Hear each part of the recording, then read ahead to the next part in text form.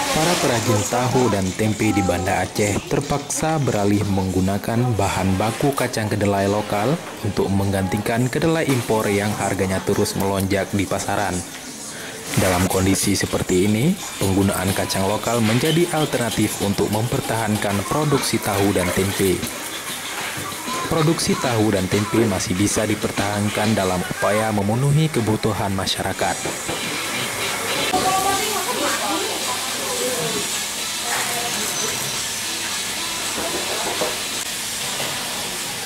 Salah satu alternatif untuk mempertahankan produksi tahu dan tempe serta memenuhi kebutuhan masyarakat, perajin terpaksa menaikkan harga dengan ukuran Rp40.000 per papan, sedangkan dalam kondisi normal hanya Rp30.000 per papan. Ada dua masalah yang dihadapi pengrajin saat ini.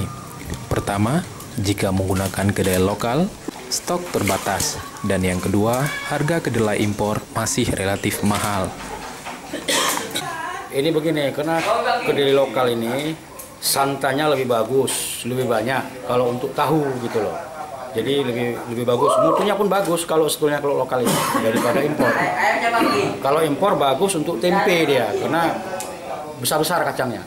Kalau ini halus memang, cuma santannya lebih banyak. Kalau untuk tahu ini lebih cocok lokal sebetulnya. Kekurangan lokal ini apa, Pak? Kekurangan lokal tadi ini ya sampahnya banyak.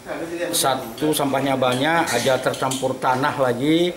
Habis itu ada batang-batang kayunya itu, habis itu ada kulit-kulitnya. Jadi memang kita kalau nyucinya itu harus 3-4 kali kita cuci baru steril dia. Gitu. Terkait suruhan mogok produksi, sejak awal kenaikan harga kedelai impor sudah melakukan mogok. Namun, usaha ini tetap terus bekerja dan mengolah tahu tempe untuk mencukupi kebutuhan masyarakat.